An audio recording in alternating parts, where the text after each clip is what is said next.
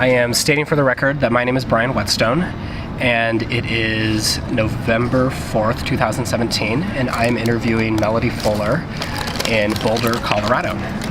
So we're going to get started. So my first question is just when and where were you born? I was born in Illinois in 1952, and my family moved from the Illinois area when I was 9 years old, and we spent some time in New Mexico and then in Utah before we settled in Grand Junction, where I went to Grand Junction, Colorado, before, when I was in middle school or junior high school, as it was known then. So we came to Grand Junction when I was I guess almost 13, and in the 7th grade. Okay. And what kept you guys moving around so much? Well, my father did a variety of things, and then he passed away when I was right after we moved to Grand Junction that year. And then my mother went back to school to get a master's degree in library science. And I was one of 5 children, and she wanted a degree that would allow her to work during the school year and basically be home with the kids during the summer. And so I think that experience taught me the value of getting an education and being able to rely on myself to support myself. Yeah. And that was a period of time, as we're going to be talking about, when not very many women obtained professional degrees. And then what were your parents' names? Sue and John Lemon, L-E-M-M-O-N. And that was my name, and you'll see that name in college materials. So anyway, I know you want to talk about why I decided to go to Hastings College, and I got scholarships there. At that time, they had an academic scholarship, and I also had what was called a speech and theater scholarship, and they were small, but they provided substantial assistance. And Hastings was not terribly far away, but it was far enough away that I would be somewhere else. The University of Colorado, CU, I had been to many times for debate forensic meets, and so I'd been to Boulder many times. I also had a brother who was going to school here, and Boulder and CU, it was a pretty wild place at that time. A lot of drugs, a lot of protest, student protest, and I guess I wanted a little calmer, more protected environment. And Hastings seemed that way. And Hastings seemed that way. I think that after I got to Hastings, then it seemed like kind of I've gone to the other extreme, and it seemed like it was this little protective bubble that seemed very conservative to me, and still does, I guess, comparatively. And so what made it seem that way? Well, the women's hours was one thing in particular. We also, I believe we were supposed to wear dresses, skirts to class. I think that we were not supposed to be wearing pants when I started. So I would have started in September or August of '74. Okay. And so it seemed a rather rigid social structure. And I guess I knew that before I came. But after I was there, it bothered me more and more. We had chapel requirements where we had to attend. And I know the academic requirements were certainly different. I don't know that they were any more really restricted or compared to other liberal arts colleges. But Hastings was, I lived in Taylor Hall, and I had a roommate also from Colorado, from I think Lakewood, which is basically a suburb of Denver. Mm-hmm. And at some point I thought about transferring out from Hastings, but I think the more I got into the academics, the more I liked it. Mm-hmm. And I had some wonderful professors, and I wasn't really sure what I wanted to do. I think at home my mother thought I was going to be a teacher and find a husband. And at some point, one of my professors, two of my professors actually, suggested I think about going to law school. And that had never really occurred to me. Perhaps partly from my own family background, but mostly from the social milieu in which we lived. Women did not do that. And in fact, when I came home on a vacation and told my mother I thought I would go to law school, she said, well, what are you going to do with that? And I said, well, maybe I'll be a lawyer. And she said, well, what would you do with a husband and family? And I said, well, I can't even get a date on Saturday. So I think I better have another plan in mind. But that wasn't unique to my family. That was pretty typical, I think, of women or young women and their families and others' expectations for what they would do. Yeah. So were professors, that's interesting that it was the professors that suggested that to you. Was that did they seem more liberal than the... I think they were just they didn't have the preconceived notions that women couldn't do it.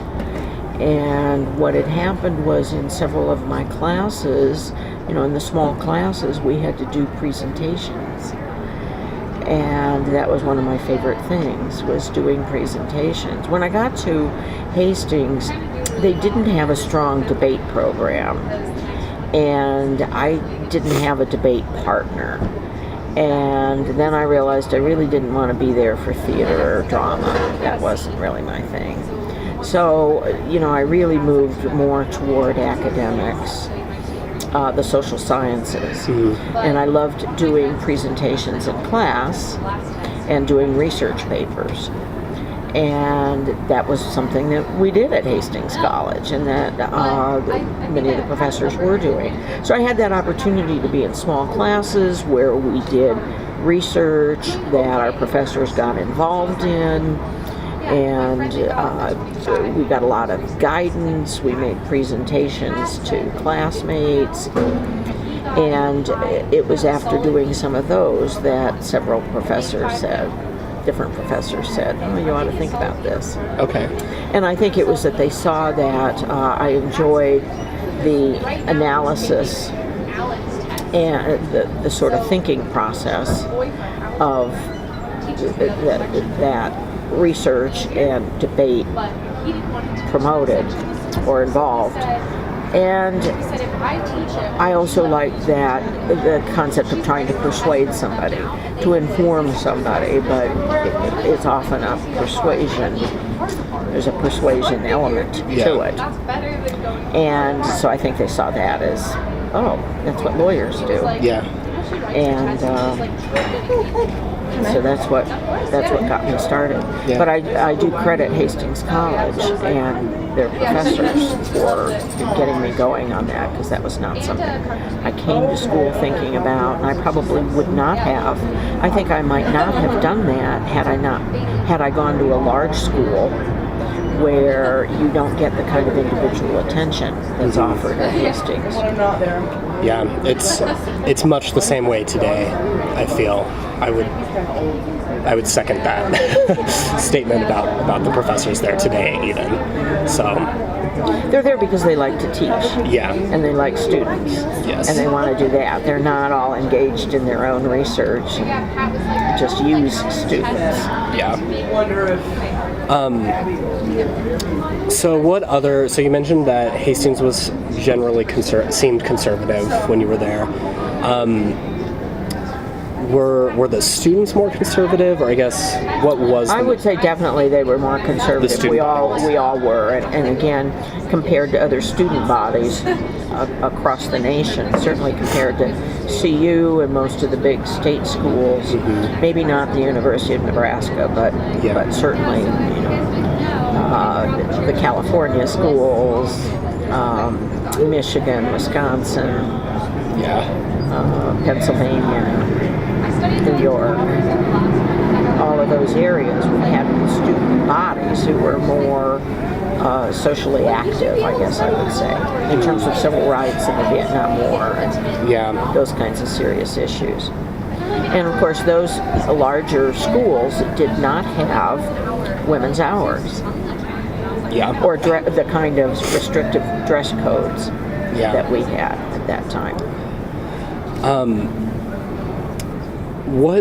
What states were those students from, generally? I think it's similar today. Excuse me.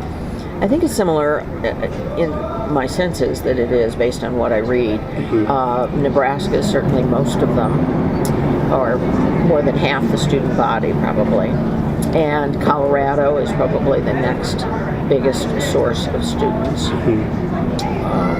Probably more from the Midwest, but a smattering from across the U.S. and a few international students too. Okay. And then at the time that you were attending there, how would you just describe the diversity of students? I don't think of it as being diverse. Okay. And I think that was somewhat of an issue then. Now you should know that Boulder, Colorado is not known as a diverse community. It's very much, it's very white. The University of Colorado is very white. It's been a major issue here. It's been a big issue in my profession. So I have some understanding of how difficult it is to achieve diversity and to maintain it in certain environments. Okay. And then, so you got really into academics, but were there any sort of outside of class activities that you were really involved in? I got very involved in journalism, in the student newspaper, and in student government. Okay. Probably those two things more than anything else. Yeah. Did you have a position in like the student association? I probably did, but I don't recall. Now eventually, well, one of the things I did, and I didn't talk with Sharon a whole lot about this, Sharon Brooks, but we wrote a little column for the newspaper. And I think Sharon did the sort of conservative, or maybe what you'd call more the Republican view, and I did the Democrat, more liberal view. And we sort of had competing views. Oh, really? And I don't remember real well the topics, but that probably would have been 73, 74, maybe 72, 73. Yeah. Something like that. Do you remember the name of the column? I don't. No, we could look for it. I'm thinking that we had a little donkey and an elephant around a pole or something.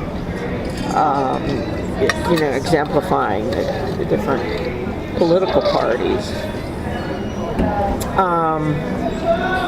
I occasionally wrote for the newspaper. I don't think I was ever on staff, but I'm not sure. Yeah.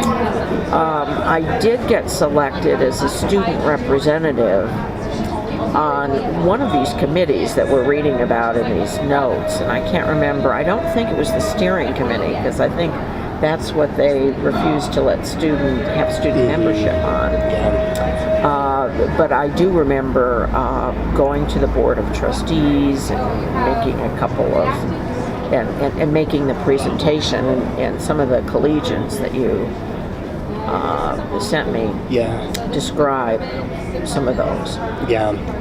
So how did students sort of express their political views then? There was this column that you and Sharon Brooks had. How else did other students express that? Well, you're familiar with some of the memos that were written to the president or the board. And I think it was largely through student government. And that probably was a good thing certainly for the Board of Trustees and the college administration, I think, because we went through channels that were considered legitimate. It seems very polite. Yeah. And so I think comparatively, again, to students around the world, we were probably very, very polite and respectful. So you mentioned you sort of had the Democrat views. So how did you come to hold those, to back those positions? Well, I'm sure some of it was family influence.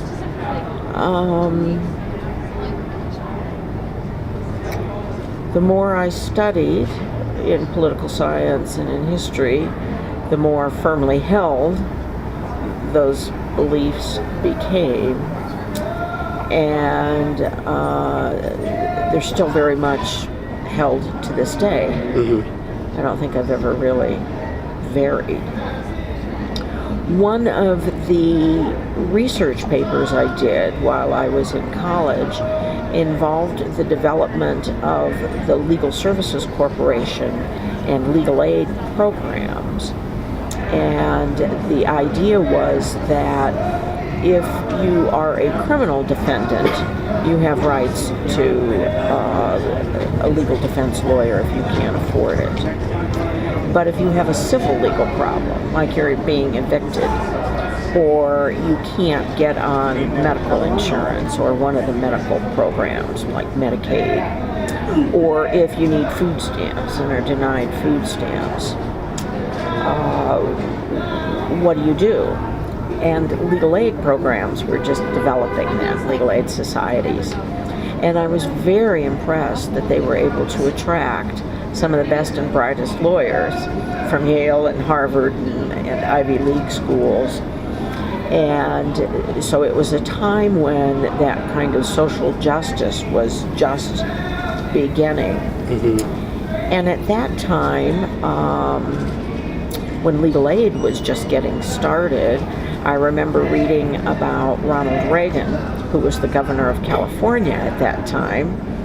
And Ronald Reagan and his state attorney general just hated these legal aid lawyers. And they just could not fathom why we would have lawyers that maybe got government assistance, whose salaries might have been paid in part by the government, why we would have them working against the government. So you have one government agency denying food stamps to somebody, saying you're not eligible because of this or that, and then you pay a lawyer to represent the person trying to get food stamps. And to me, it was just a wonderful concept that the little guy would get that kind of attention and concern, and justice is how I saw it. Yeah. Would you say those sort of your ideas and views were in the minority when you were a student? I don't know about that. I don't know that I could really say. I think generally there wasn't that kind of interest. And of course, it's a small school, and and then of course your own little social groups are even smaller. Yeah. So I'm not sure I could say, but I thought of the student body as certainly being more conservative than most. Okay. So a big part of this era that's also quite interesting is sort of student movements, and you like hit on that a little bit. And this is in some ways the case today, but I'm wondering back then, were students critical of HC administration at all? Yes, and you've got a sense of that from the collegians and the reports, that there were two primary objectives during the period of time I was there, and one was to eliminate women's hours, and the other one was to get representation on the board of trustees. Okay. And what do they think that would accomplish by getting students on the board? I think generally we felt unheard, that there weren't channels for that kind of interaction or discussion. And it may have been part of the broader student movement as students got more interested in playing a role in the administration of universities. And like I mentioned earlier, at Hastings, it was just this little tiny microcosm of what was going on nationally. Yeah. And these were probably pretty small, minor issues compared to civil rights and the Vietnam War. So how would the, well, let me just understand first. So how did you guys, so we've kind of talked about this with like the memos and stuff. So how did you guys sort of manifest those critiques to the board? Well, I think first we must have talked it up among the student body and within the student government about hours. And I think, some of your questions were about how female students felt and also how the male students felt about hours. And we approached the women's hours issue as being inequitable, that it was inequitable to female students. And not so much in terms of hours per se, but more that it was inequitable. And in terms of hours per se, it was the administration's view and the history of the college that the college played this role that they called in loco parentis, that the college would act like parents, essentially, to protect the students. And I think part of the problem with raising the women's hours issue was it felt difficult to counter that in loco parentis, not because it made any sense, but because it was part of the history and culture of the college. This is very entrenched. Very entrenched, and had been around for many years. And I'm not sure that many students were all that concerned about it, but probably more so. And again, part of this, I think, was the student movement and a growing recognition that students were more like adults than they were like children. And at this time, we had 18-year-olds who were being drafted. And so that's, I think, how the war really impacted social movements in a broader sense. It was, wow, if you're old enough to go fight and get killed for your country, shouldn't you be able to choose, when you come in at night? And again, it was, of course, broader than that because the male students didn't have hours. But I think what happened is we brought up the issue of how inequitable it was. There was some pushback from male students. They didn't want us to go that route because they didn't want hours to be imposed on men, which would be the easy way to make it equitable.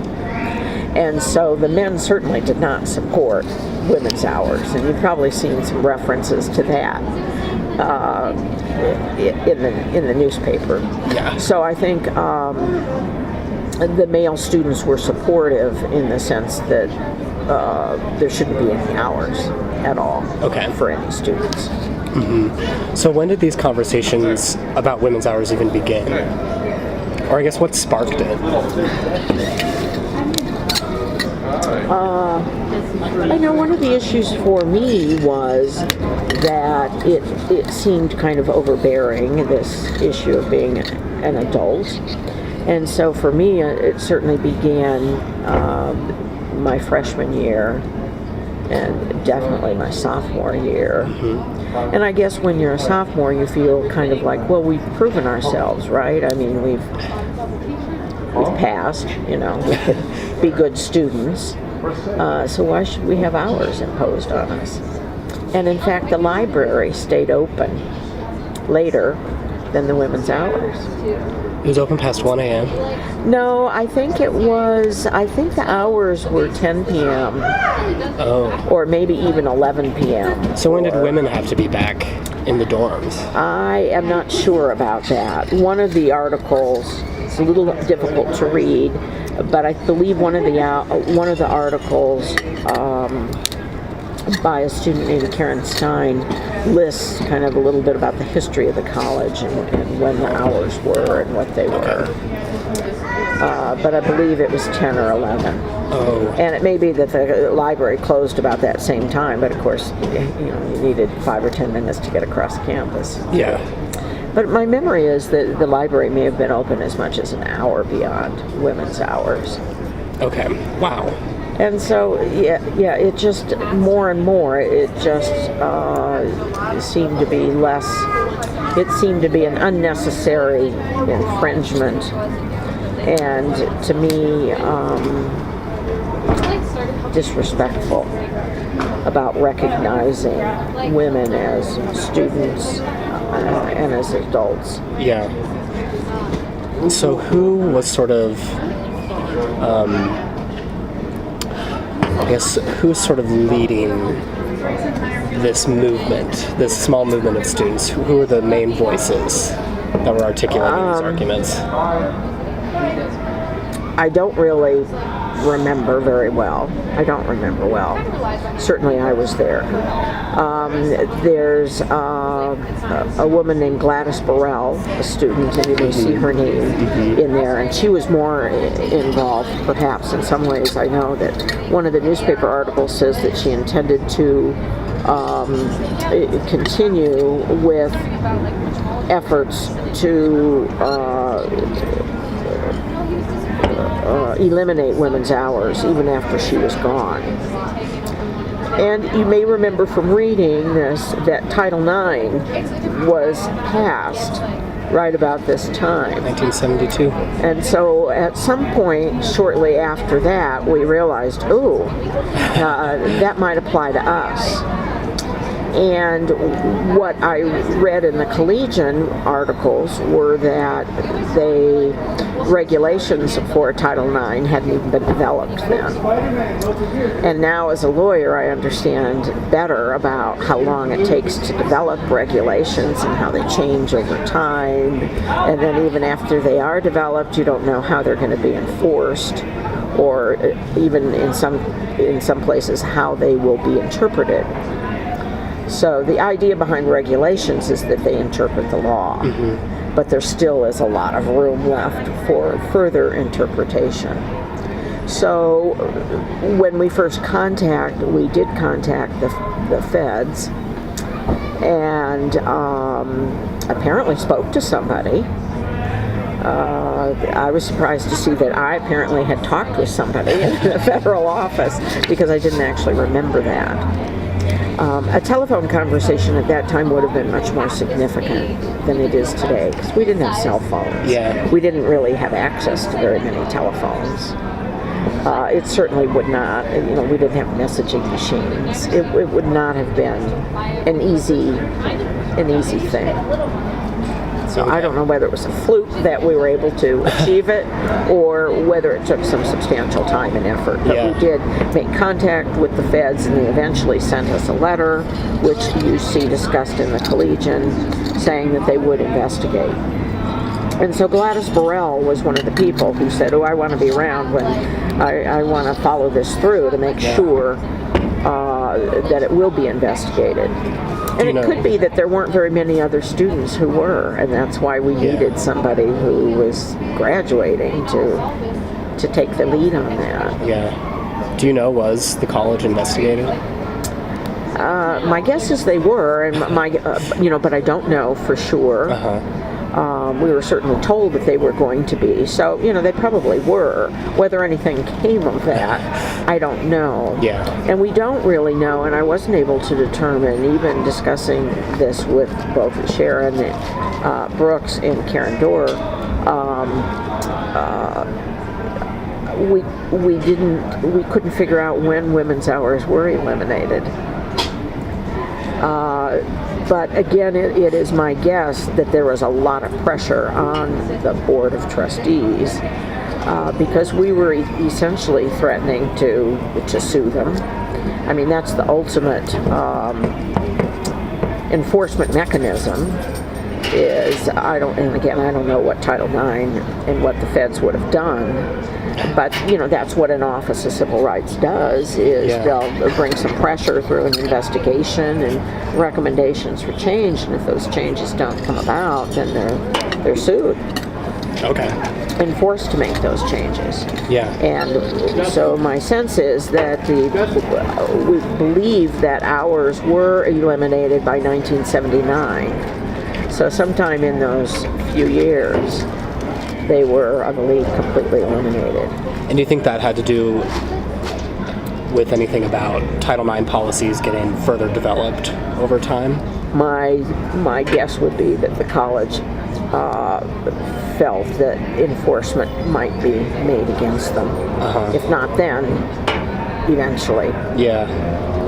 And again, because there was so much happening in student movements and in social justice and civil rights at that time, there was tremendous change during the 1970s. And so it may have been more feasible in the later 70s to eliminate hours than it would have been even in the early 70s. Yeah. I know one of the documents that I shared with you was President Maxon's sort of response. There was Matters. I think it was Matters. Yeah, President Clyde Matters. And so I guess I'd just like to know because his response was sort of that Hastings is a private institution, so therefore it has different responsibilities than, say, a state school would. I guess, what is your reaction to that? I think it infuriated me at the time. I was outraged. It felt like we hadn't been respected, that we weren't going to be considered, that again, as you put it, the college was entrenched in its philosophy and culture of protecting women that was beginning to seem more and more dated. And you may have read in the newspaper that the president, I believe it was the president of the Student Association, Mac Martin, wrote a response saying how very disappointed they were that the student government was. And he doesn't exactly threaten a lawsuit, but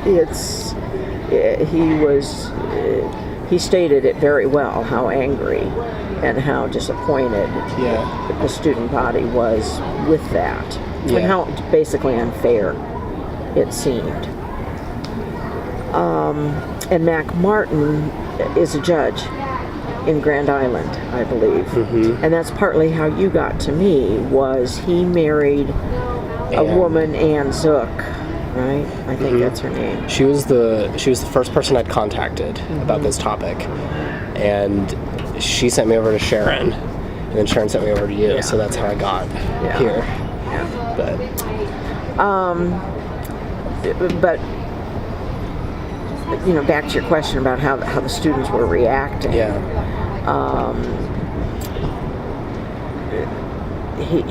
Mac Martin stated it, I think, very, very well.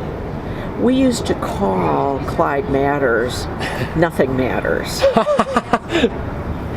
And that was kind of and I think that nickname came about because it seemed like there was nothing we could do that would make a difference to him.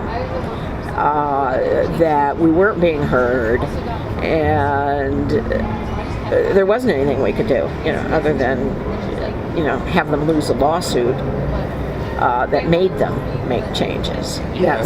That's how it felt. So he didn't take you guys seriously? We certainly didn't feel that way, and I don't think the board did either. Okay. Jeez, that's really funny though. And that's, I should say, now that I've been a lawyer for all this time, I understand, people don't make change until they have to. Yeah. And, many of the major social changes in the U.S. came about because of legal decisions where the government forced people, where lawsuits were won and people were forced to make change. And we're still seeing that today. Yeah. Oh, for sure. So I'm also really intrigued by this. So there's this very polite piece of sort of this back and forth written exchange, which has left a really fantastic paper trail to sort of talk about this issue. But then there's also what seems to be this more radical piece of this walkout that was staged. What do you remember about this walkout? Very little.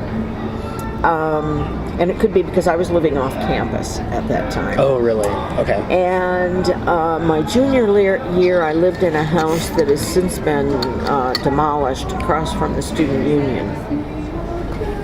I think it's a parking lot now. Mm-hmm. And then my senior year, I lived in another house also owned by the college, a couple of blocks away. Okay. And that was a house that had, both of those houses were just female students. Yeah. And, I don't know if I was allowed to live there or I got into those houses because it was a convenient way of sort of getting me off and out of the way where hours weren't an issue. But it wasn't an issue for me in those later years because I didn't have them.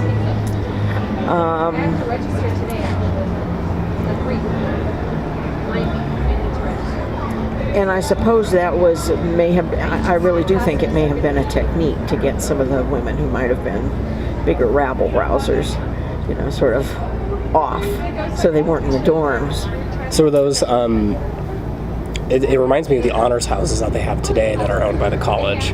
Were those was that just like a housing, like you just paid a housing fee, or? We probably paid something very similar to what it cost to live in a dorm. Did they assign you to those houses, or did you get to pick to live in them? Well, probably some of both. We may have had more people who elected to live there, but they only had space for so many. I know my senior year, I think both years, in both houses, we had upperclassmen only. Yeah. But both juniors and seniors. Okay. So and probably not everybody we weren't all academic stars, let's put it that way. Okay. I mean, I was, but certainly not everybody was. It was more of a mixed group. Different majors, different personalities. Yeah. So you would have been living off campus the night of the... Yes, so I'm sure I was living off campus at that time. So what we remember about the walkout was the paper indicates that we were told that women would not be punished in any way for participating in the walkout. And they were told that by the administration. By the administration, okay. And so I think there was pretty good participation in it by women. On the other hand, it was pretty late at night. And what do you do at 1 a.m.? Yeah. So my memory of it, and that of the other people I've talked with, was that it was short. We stuck to the 20-minute time frame, and it was, we just went and had hot chocolate, and probably talked a little bit about how unfair hours were, and then went back home. And you guys walked from the dorms to the student union. Student union. Okay. So the walkout probably didn't accomplish much other than to reinforce our own views about how it seemed unfair and students didn't like it. And it seemed quite visible too, at least in the paper. It's a very concrete expression. Well, and for Hastings College students, they didn't do much to defy the administration or authority. Yeah. And so I guess that was a big deal. Yeah. Back then. Okay. No, I was also reminded of another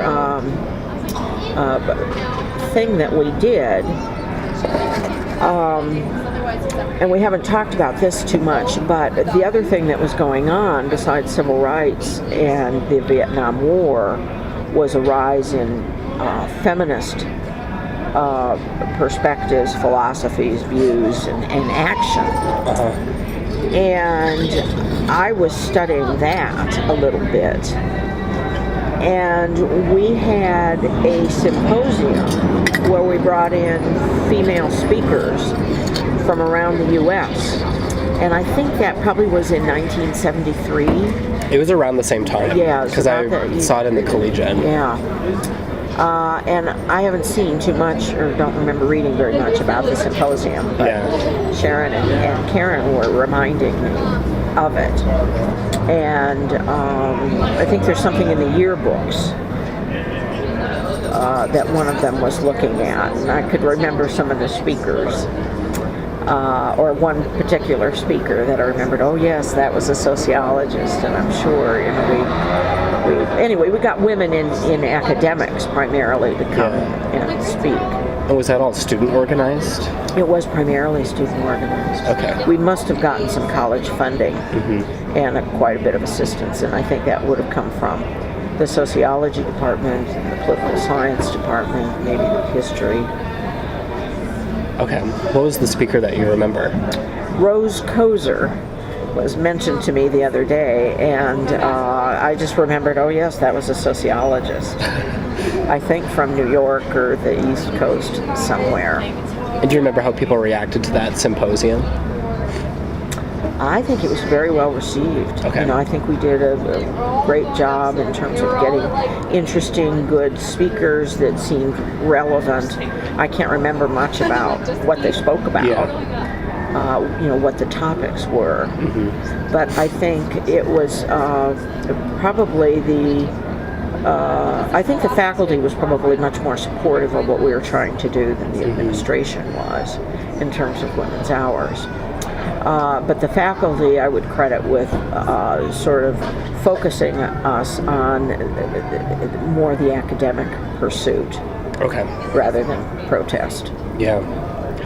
Do you remember, was there a general reaction from faculty to all the women's hours stuff going on? I don't remember that.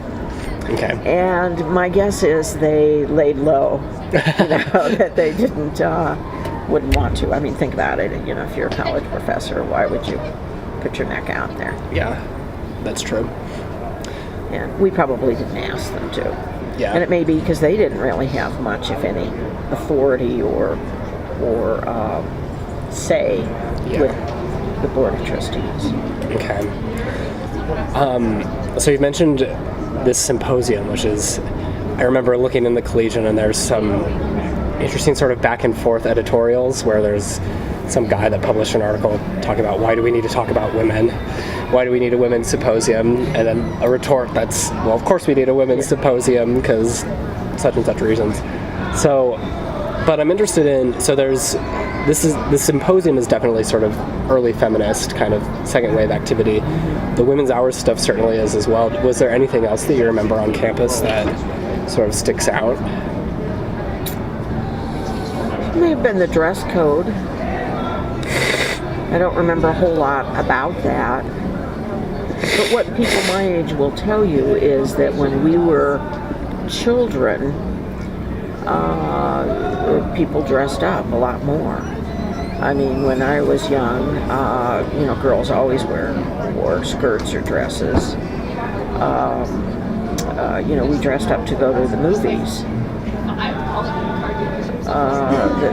It was a very different social climate that was much more formal and structured. Yeah. And so partly what feminists were doing were breaking out or breaking away from that. And again, we were kind of isolated, in Hastings and a little bit away from that, sort of in our own little bubble there. But we certainly were aware of that, and I was studying some of the feminist literature in sociology and history and so forth at that time. Okay. I hadn't thought to ask this, but was there any kind of reaction from the community of Hastings? I don't believe so. Was there any feminist? My guess would be that they weren't aware of it, that we weren't involved with the community. Now, we did do things in the community. Okay. There's a walk for hunger, and there was some involvement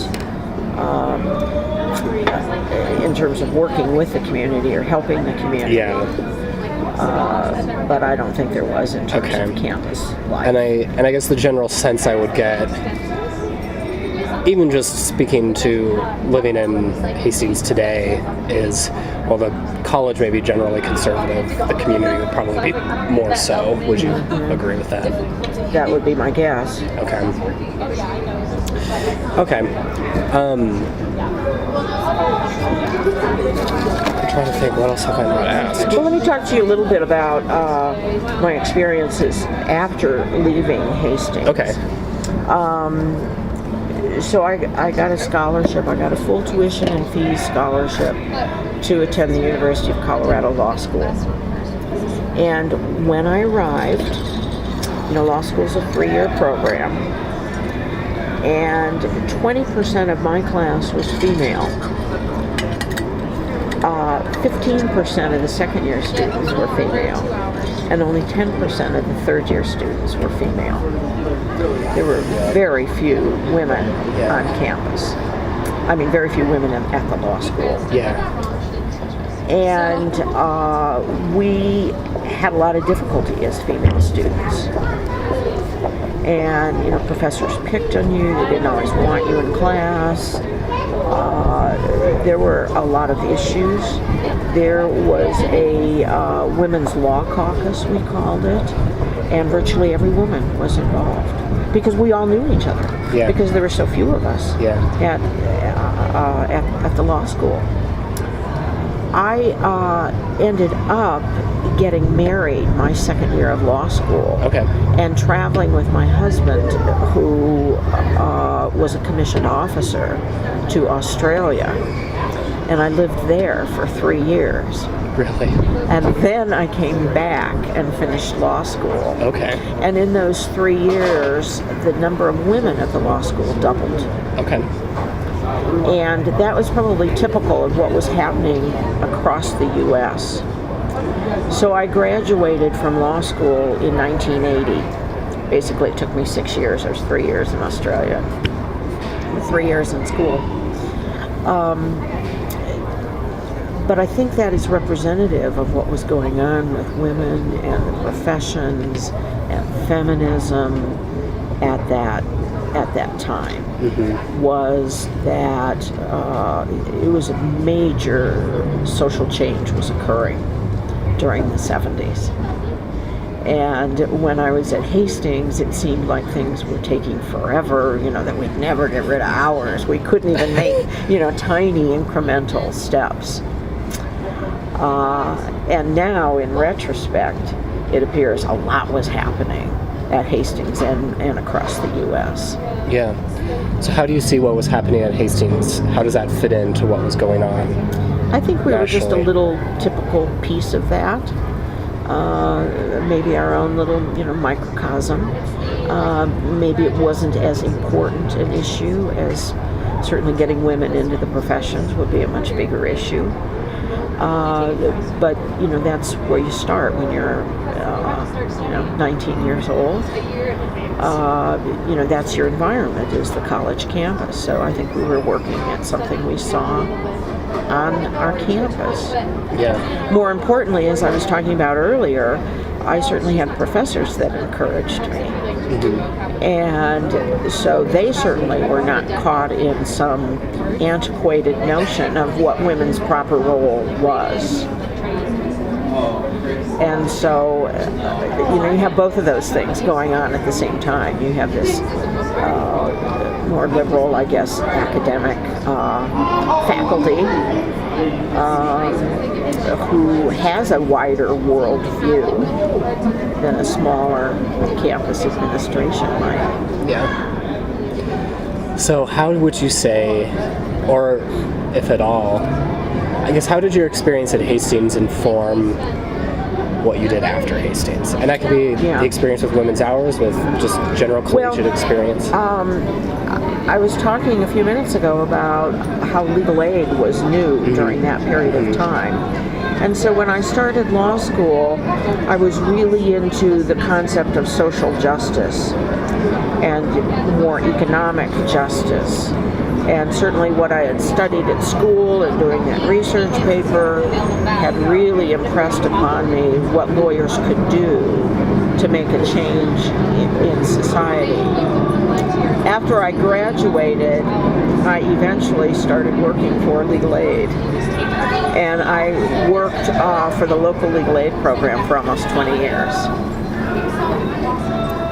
Later on, in the last 15, 20 years of practice, I went into family law, but I spent almost 19 years with legal. I spent 19 years with legal aid, representing low-income people. Wow. And it wasn't the kind of urban poverty law that I thought I might be doing, like in the streets of Chicago, where you have a little storefront that represents urban poor. But it was the Metro Denver Legal Aid Program is where I started. Eventually I came to Boulder and managed the Boulder office. So I very much was the kind of lawyer that might have been anticipated. Okay. How has being a woman lawyer shaped that experience of the field? Well, again, I've seen a lot of changes. There are more than double the number of women in the field now. Now we see the law schools are pretty much producing as many or more female lawyers as male. So that has changed, and with that, how women are treated and how they experience the practice of law and being in the courts has also changed. Women are not an exception anymore. When I first started as a lawyer, people would look at me and they'd say, "Are you a real lawyer?" And they'd kind of look. And, part of that was being youthful, but part of that, I think, was also being female. And now you don't get that as much anymore. Because there are women out there. Yes. But at that point, it was very unique, and there was something that felt actually very special about that too. That you were, I don't know if I understood how much I was on the forefront of something, but certainly there was a closeness with other women that women don't have these days, because we really don't need it anymore. We aren't a minority anymore. But I've really seen how women practice and women's role in the law and in law firms and in practicing law. I've really seen that change in terms of how they're treated. And I would say that the dress code for women lawyers has relaxed as much as it did on the Hastings College campus. Yeah.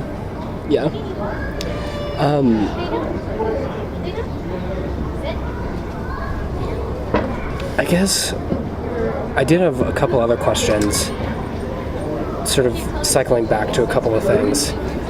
Were you aware of other colleges that had women's hours policies at the time? Did you hear of any others? I know I read a reference to Kearney, Kearney State. I think it's not known as that anymore, right? It's the It's University UNK. of UNK. But I think it was Kearney State, maybe is what it was called then. And I think there was a comparison to why they didn't have them there, and we had them at Hastings. I think I was aware that at probably most state schools, bigger schools around the country, that they did not have women's hours, and certainly didn't have that discrepancy in terms of campus policies that applied only to women. Yeah. Okay. So I just want to get a few dates. So what year did you graduate from Hastings College? Okay, 1974, May of 74. Okay. I received the Bronco Award. I did see that. Which I guess to me said that the efforts that I was involved in weren't too outrageous. I didn't offend too many people. Yeah. Do you think your involvement in the women's hours movement had something to do with why you received the Bronco Award? Perhaps some. I think it was more generalized student government involvement, Okay. working with the Board of Trustees, a more general approach. Yeah. And so then you went to law school. So then I came here to go to law school. And got your degree in 1980. So, and then when did you move back here to Boulder? To where? To Boulder. When did you move back here? Well, what had happened was when I came here, I met my husband, right? Met the man who became my husband, and then after we came back from Australia, we came right back here. We had kept our house. He had bought a house right before I met him, so we still had that house. We rented it out while we were in Australia. We came back here, and I just went right back to school. It wasn't quite that smooth or easy, having been in Australia, not working or being in school for a while. But basically, I came right back here, and we just stayed here all that time. Okay. And I worked for a while in Denver, and then in Boulder, and also a little bit in Broomfield. And what is your husband's name? His name is Carey, Carey, Okay. Fuller. Okay. I was thinking I was going to mention something about, the other thing that I saw with women in the law was I had 3 children while I was practicing law. And so that was kind of a new thing, too, to have pregnant women lawyers. And, these days you wouldn't think anything about it. Yeah. But when I was having my babies in the 1980s, that was a bigger issue. Really? And trying to find professional-looking clothes. And I remember when I had a big case that I argued before the 10th Circuit Court of Appeals, and I was 8 months pregnant. And so I remember being very concerned about, what am I going to wear? How am I going to look? And that was probably in the days where women weren't wearing pants to court. Okay. Yeah. And in fact, that's really only changed in the last maybe 15 years that women wear pants mostly to court now. Yeah. So when did you have your children? So I had 3 children. One was born in 1982, one was born in 1986, and the third was 1988. Okay. Nice. And do you have any grandchildren? No grandchildren. Okay. All right. I think that might be all the questions that I have. Is it downstairs, or could you check my room? And I know you need to be moving on too. I know, yeah. Can I give you a lift anywhere? Do you Oh, need to no. go We're somewhere? just parked around here. Okay. Somewhere. All right. And you didn't have any trouble finding this place? No, we walked down here and found it almost right away. So, yeah. I realized I probably should have told you, it's just west of 15th, but it's on the eastern end of the mall. Yeah. Well, yeah, so thank you so much.